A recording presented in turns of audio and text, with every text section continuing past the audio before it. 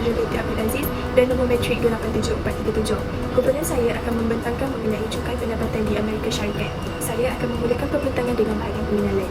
Seperti mana kita tahu, Amerika Syarikat merupakan negara yang mengamalkan sistem ekonomi kapitalisme bermula selepas tamat Perang Amerika Britain 1812 dan Perang Saudara 1861 hingga 1865. Selain itu, sistem kapitalis kebanyakannya didukung oleh tokoh ekonomi, sebagai contoh Adam Smith. Kerana sistem ini dapat memaksimumkan keuntungan dan kestabilan ekonomi negara. Justru perkembangan ini membawa kepada revolusi perindustrian. Selain itu, pada bahagian ini, kami akan menceritakan dengan lebih mendalam mengenai bagaimana Amerika Syarikat melahirkan sebuah negara yang stabil melalui pengutipan cukai pendapatan yang dikenakan terhadap rakyat.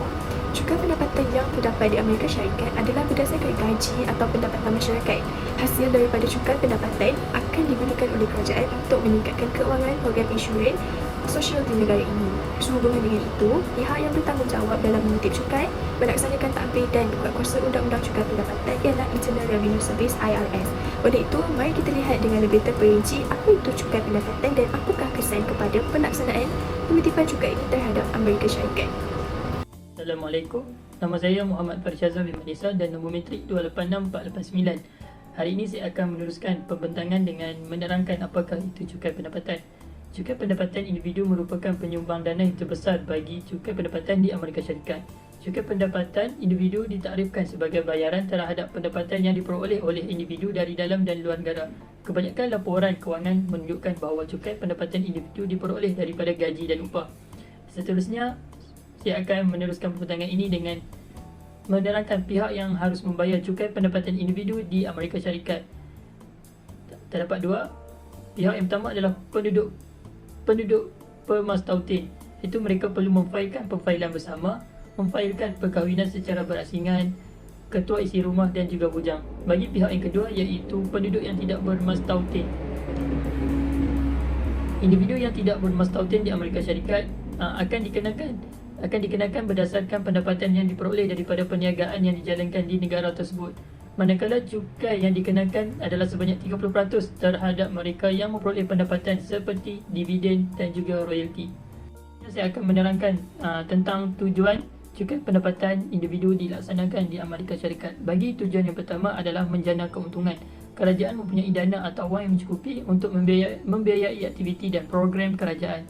Selain itu, mereka juga dapat menaik taraf infrastruktur, pendidikan dan lain-lain. Bagi tujuan yang kedua adalah untuk kestabilan dan pertumbuhan ekonomi. Cukai pendapatan boleh digunakan sebagai alat untuk pengurusan makroekonomi. Hasil cukai pendapatan juga boleh digunakan untuk melaksanakan polisi ekonomi untuk memastikan kestabilan, pelaburan dan pertumbuhan jangka masa panjang. Bagi tujuan yang ketiga adalah untuk membiayai tanggungjawab kerajaan. Cukai pendapatan membenarkan atau membolehkan kerajaan untuk menjalankan tanggungjawab seperti menjaga keselamatan negara. Di Amerika Syarikat, apa-apa bentuk jenis pendapatan yang diterima perlu diisytiharkan. Terdapat 8 jenis pendapatan yang dikenakan cukai di Amerika Syarikat. Yang pertama, selain gaji, pekerjaan perkhidmatan pelanggan menerima tips atau upah sebagai tanda penghargaan menerima layanan yang baik. Tips atau upah juga dikira sebagai pendapatan. Seterusnya, pendapatan perniagaan yang diperoleh selepas pembelanjaan perniagaan ditolak. Faedah atas simpanan iaitu faedah yang diterima dalam akaun simpanan, dividen iaitu keuntungan yang diterima dari memegang saham, pendapatan sewa iaitu wang yang anda terima daripada penyewa, keuntungan modal iaitu keuntungan yang anda peroleh apabila menjual pelaburan, pencen dan faedah pengangguran iaitu jika anda menganggur dan menerima faedah. Ini adalah raja yang lebih jelas tentang pengkelasan cukai di Amerika Syarikat. Secara tepatnya, Amerika Syarikat mempunyai 4 pengkelasan iaitu bujang, sudah berkahwin tapi bayar secara berasingan dan bersama tapi tidak berkahwin. Di sini kami membincangkan 2 kategori iaitu bujang dan yang sudah berkahwin. Di sini dapat kita lihat tax bracket Amerika Syarikat bagi tahun 2023 yang terkini yang kami perolehi. Jika kita lihat secara mendalam, bujang dan yang sudah berkahwin mempunyai tax bracket jumlah yang sangat berbeza. Ini kerana Amerika Syarikat memandang serius tentang kebajikan rakyat mereka, terutama mereka yang telah berumah tangga. Untuk gambaran yang lebih jelas, kumpulan kami membuat satu contoh situasi Encik Adam jika dia seorang bujang dan juga seorang suami. Okey, kita bayangkan pendapatan Encik Adam ini secara kasar iaitu pada 2019, 2020 dan 2021. Encik Adam mendapat gaji yang statik pada 3 tahun berikut iaitu RM85,000. Pada tahun 2019, Encik Adam jatuh kepada tax bracket 24% dan dikenakan cukai sebanyak $14,303.58. Tetapi pada tahun 2020, Encik Adam jatuh ke tax bracket 22% dan dikenakan cukai sebanyak $14,425.68. Tetapi pada tahun 2021, Encik Adam jatuh kepada tax bracket yang sama iaitu 22%, tetapi bayarannya tidak sama iaitu $14,296.38. Di sini dapat kita lihat walaupun pendapatan Encik Adam sama sahaja RM85,000, tetapi perlu membayar jumlah cukai yang berbeza untuk setiap tahun. Jika Encik Adam sudah berkahwin tetapi mempunyai pendapatan yang masih sama iaitu $85,000, pada tahun 2019, Encik Adam cuma perlu membayar $9,908. Pada tahun 2020, cukai Encik Adam $9,205. Pada tahun 2021, Encik Adam hanya perlu membayar $9,298. Jumlah cukai bujang dan berkahwin sangat berbeza. Ini kerana sedikit sebanyak dapat mengurangkan beban mereka yang mempunyai keluarga. Prinsip cukai di Amerika Syarikat menubuhkan sistem cukai yang cekap dan efisien dengan menubuhkan IRS iaitu Lembaga Hasil. IRS bertanggungjawab untuk mengumpul pendapatan yang diperlukan oleh kerajaan federal untuk membiayai pembelanjaan awam. IRS memastikan pematuhan cukai yang betul dengan menegakkan peraturan dan undang-undang cukai. Mereka melakukan penyiasatan, pemeriksaan dan tindakan undang-undang terhadap individu atau entiti yang didapati tidak mematuhi peraturan cukai. Amerika Syarikat mengamalkan sistem cukai yang progresif dengan meletakkan beban cukai yang lebih tinggi kepada individu berpendapatan tinggi bagi bertujuan mengagihkan cukai secara adil. Selain itu, Amerika Syarikat juga mengamalkan konsep equality under the law di mana semua individu dikenakan cukai sesuai dengan keadaan kewangan mereka. Jumlah cukai selari dengan kemampuan kewangan mereka. Semakin tinggi pendapatan, semakin tinggi juga cukai yang perlu dibayar. Seterusnya, pada bahagian ini, kita akan melihat kepada kesan penitipan cukai pendapatan terhadap negara Amerika Syarikat. Terdapat 3 aspek yang dapat dilihat kesan daripada pelaksanaan penitipan cukai tersebut, iaitu dari aspek kesan kepada negara, kerajaan dan masyarakat. Justeru, pelaksanaan dasar ini dapat meningkatkan pengaruh ekonomi negara serta tunjang utama pembangunan negara. Assalamualaikum dan salam sejahtera. Nama saya Muhammad Zul Azhan bin Zulkifli dan nombor matrik saya 286-289. Jadi pada bahagian ini saya akan membentangkan berkenaan kesan kepada negara berkaitan dengan pelaksanaan pengutipan cukai pendapatan di Amerika Syarikat. Jadi terdapat 3 manfaat yang dapat diperoleh kesan daripada pelaksanaan pengutipan cukai tersebut. Yang pertama ialah program kerajaan penjanaan hasil dan pembiayaan. Hasil cukai yang diperoleh dimanfaatkan untuk pembiayaan program dan perkhidmatan awam kepada rakyat. Sebagai contoh, infrastruktur awam, penjanaan kesihatan, pendidikan, pertahanan negara, program kebajikan sosial dan lain-lain. Selain itu, segala dasar belanjawan pengurusan objektif kawal sedia bagi memenuhi tanggungjawab agensi berkanun adalah di bawah Pejabat Pengurusan dan Belanjawan iaitu OMB. Dengan adanya pelaksanaan pengutuan cukai ini, ia menjamin kebajikan rakyat akan lebih terpelihara kerana terdapat dana atau peruntukan bagi memenuhi keperluan dan kehendak masyarakat. Jadi untuk yang kedua adalah kesan kedua yang memberikan manfaat kepada negara. Kesan itu ialah daripada pengutuan cukai adalah pencekaian dan pengagihan semula progresif. Jadi kadar cukai yang dikenakan terhadap setiap individu adalah berbeza dan mengikut pendapatan masing-masing. Semakin tinggi pendapatan seseorang, semakin tinggi kadar cukai yang dikenakan. Jadi dengan adanya sistem ini secara tidak langsung telah menggalakkan kesesamaan sosial dan mengurangkan ketidaksamaan pendapatan dengan mengagihkan semula pendapatan. Jadi setiap rakyat akan walaupun berbeza pendapatan akan membayar cukai pada kadar berbeza. Semakin tinggi pendapatan, semakin tinggi kadar cukai yang akan dibayar kepada kerajaan. Dan dengan adanya pengagihan semula progresif ini secara tidak langsung akan mewujudkan sistem kitaran pengagihan yang bersifat lebih menyeluruh dan merapatkan jurang antara individu berpendapatan tinggi dan berpendapatan rendah selaras dengan kehendak kerajaan, iaitu merapatkan jurang dan menjadikan negara sebuah negara yang membangun. Dan yang ketiga adalah kesan terakhir dapat dikenal pasti adalah pengutupan cukai pendapatan membawa kepada kestabilan dan pertumbuhan ekonomi. Hal ini dikatakan sebagai salah satu faktor membawa kepada kestabilan dan pertumbuhan ekonomi adalah kerana hasil cukai yang diperoleh akan dibelanjakan ke arah membentuk infrastruktur yang lebih selesa, projek-projek pembangunan dan sebagainya. Dengan adanya inisiatif ini secara tidak langsung akan mewujudkan peluang pekerjaan, menarik pelabur dan memupuk pembangunan ekonomi secara menyeluruh. Inisiatif ini adalah bersifat menyeluruh, iaitu memberi kesan kepada penduduk luar bandar maupun penduduk di bandar. Oleh itu, pengutipan cukai pendapatan ini memberikan manfaat kepada negara, terutamanya masyarakat. Seterusnya, kesan kepada kerajaan. Yang pertama ialah penjanaan hasil kerajaan. Hasil kutipan cukai juga turut dapat membiayai berbagai perkhidmatan awam dan program kerajaan, contohnya pembangunan infrastruktur, pendidikan, penjagaan kesihatan, pertahanan, kebajikan sosial dan lain-lain. Jadi kesan yang kedua ialah melancarkan pentadbiran negara.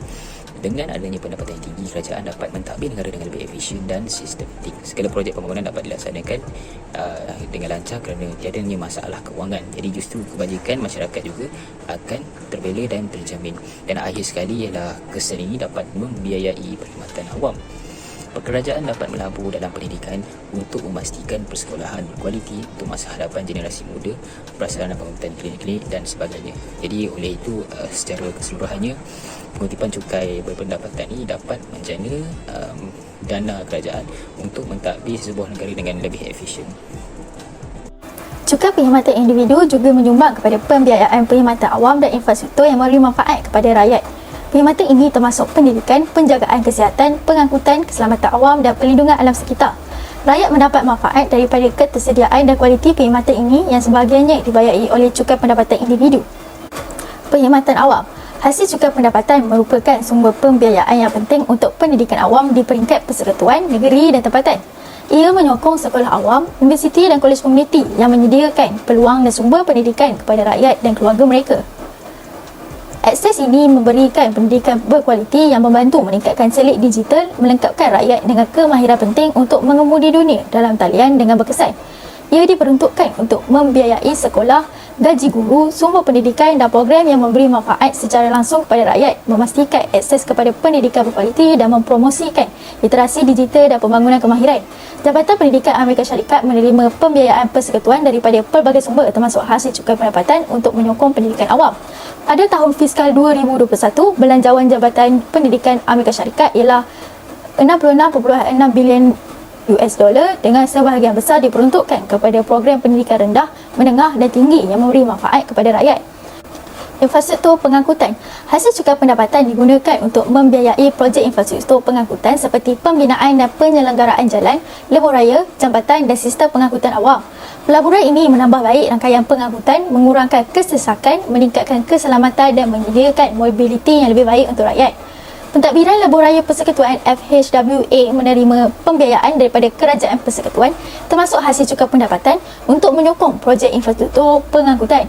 Menurut FHWA, dana amanah Lebuh Raya yang membiayai projek Lebuh Raya dan transit bergantung pada hasil daripada cukai bahan api persekutuan dan sumber lain termasuk cukai pendapatan. Jaringan keselamatan sosial. Cukai pendapatan individu juga digunakan untuk membantu menyokong program jaringan keselamatan sosial bagi meningkatkan kebajikan individu dan keluarga seperti perkhidmatan kanak-kanak dan keluarga, faedah hilang upaya dan inisiatif pembangunan komuniti. Ia menyediakan bantuan kepada mereka yang memerlukan. Ini termasuk program seperti stem makanan, SNAP, faedah pengangguran dan bantuan perumahan.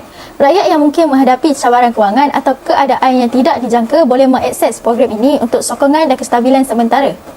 Supplemental Nutrition Assistance Program SNAP, dahulunya dikenali sebagai stem makanan, ialah program persekutuan yang membantu individu dan keluarga berpendapatan rendah dalam mengakses makanan yang berkhasiat.